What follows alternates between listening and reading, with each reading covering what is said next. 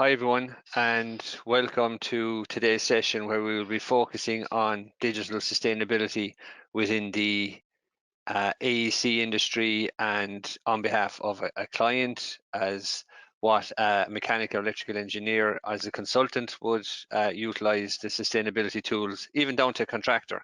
There are tools in play at the minute with Autodesk that have the ability to present and showcase certain data and metrics that can be pushed towards a more sustainable end product being a building. What it's still in its infancy at the minute. We have seen some customers take it on very heavily, as in see that sustainability is a very important issue, whereas others are still dabbling in it but are not actually enforcing it. So just to kind of, but it is going to become the norm where everyone is going to be sustainably minded and ensuring that their carbon factors are low and that they're meeting all of the kind of the sustainable kind of requirements on projects. So just to kind of showcase what actually are available to people who have AEC collections. So if I was a mechanical engineer, what I'd have is as part of all of the suite of furniture that's within the AEC collection, you have Revit, Navisworks, you've Recap, and so on. But down here, you have this insight. So what that does is it provides a powerful guide for better building energy and environmental performance. So that's a nice sustainable kind of feature that is available to anyone who has an AEC collection. So here's the site where you log on. It's insight.autodesk.com. And what you do then is once you have an Autodesk account, you log in. You can also see stuff. What it has is you can view the model. You have other features of showing a kind of heat analysis on your building. So what I'll do is I'll just log in here. So you just log in with your Autodesk credentials. And you're given your project where your files are. So I have a model here. I have also another one here. So I'll just open up the uncategorized one here just to see if there's anything in there. So it's just a sample architectural model. It's also showing the scenarios where it meets certain criteria. This is your kilowatt hours per square meter per year. So I can open up this model. And here's where I'll get the actual consumption of this model. So it's based on its orientation, its location, the walls and so on of the building. You can see here it shows the location. I have the ability to zoom in and out of this. I can also start viewing where the roof construction is. So it's shown here where the roof is and what the best, what would you call it, optimum buildup of the roof would be based on the building's location and so on.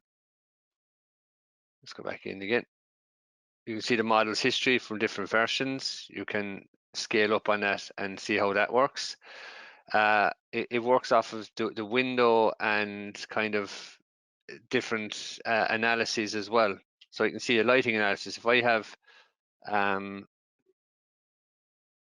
materials applied to certain walls or floors, it shows how efficient my white lighting is. It also shows my north window glass heat and solar gain. So if I can select here, it's showing me exactly what it is. So that's it on the model, which is the triangle, and this is where your TRP levels would be as well. So it's just kind of offering you guidance as well onto the project. You also have your north, south, east, and west. You have your window to wall ratios, shading analysis. So you have the ability to capture all this information within the same platform. You can also visualize photovoltaic analysis. So showing you where the best place would be for PV units. You can do other elements of it too as well. So that's kind of where you would sit with regards, sorry, just this is where you sit with regards sustainability of your Revit models. So this is kind of within your own system. You're a mechanical electrical engineer. you're viewing these analyses and seeing exactly what you want to capture. You can go back into your Insight module, and you also have the ability to kind of change these to certain metric imperial annual costs. Do you want to move to sort by importance? So you have all of these features available to you. So I can go back into Insights. I can view this, which is another project. So you have multiple projects on this. This is a project that's on BIM 360 that I've brought in, has the naming convention. And you have all of the model history, how it's worked. I can check out the HVAC if there's HVAC in it. So you can view, as I saw in the triangle, is the BIM model. And you can see that because it's not too heavily modeled, it probably has 0 model elements in there, but you can view these too. So it's a very simple tool to kind of very easily get information out of a model. There's also tools that you can actually export out reports and make comments. You can see whose members are on it. You can view that too as well. So that's kind of a nice, and it also has its own little support page and release notes and so on, and the learning tool. So that's kind of where your One Energy insight would be. Another one is this EC3, so it's embodied carbon for so for your models. So what this does is it captures all the carbon wastage between your concrete, your embodied carbon within your steel structure. It also takes into account the distance the truck carrying the particular materials has to bring from the quarry or where the mill is, all the way to where the site is. So it also captures those. So if it's built by a third-party app, but it's built on the BIM 360 Forge application.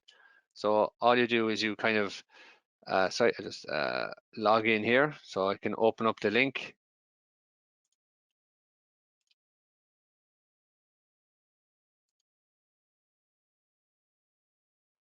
And you sign in then with your credentials. So this is kind of what way you'd sign into the platform. And you can link that to well, there's other accounts as well. So here's kind of where you view your models, you have information on it. You can see where you can track certain areas. You can find your materials.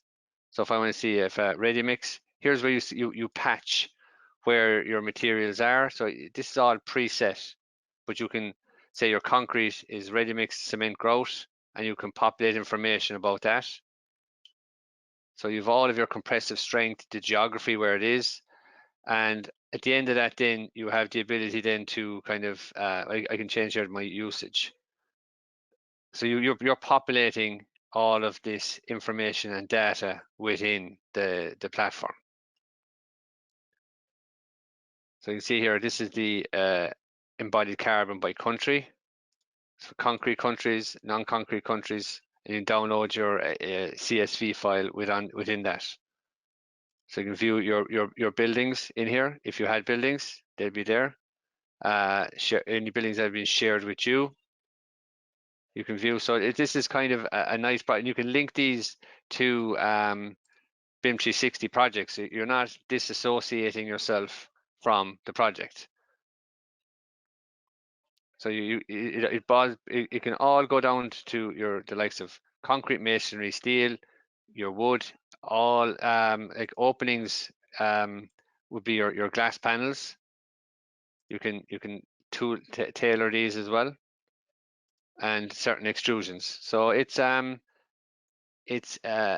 nice bolt-on for anyone utilizing Autodesk Cloud or BIM 360 products with regards your platform. So these are what's available. There's a lot more tools to showcase, but for the minute, as a kind of stepping stone for anyone who's using BIM 360 or Autodesk Construction Cloud products, They have an AEC collection. They'd use the Insight 360 just to kind of get a nice idea of it, and then to kind of get more finite and detailed embodied carbon kind of information, they would use the EC3 model. So thanks everyone, and see you again next time. Thank you.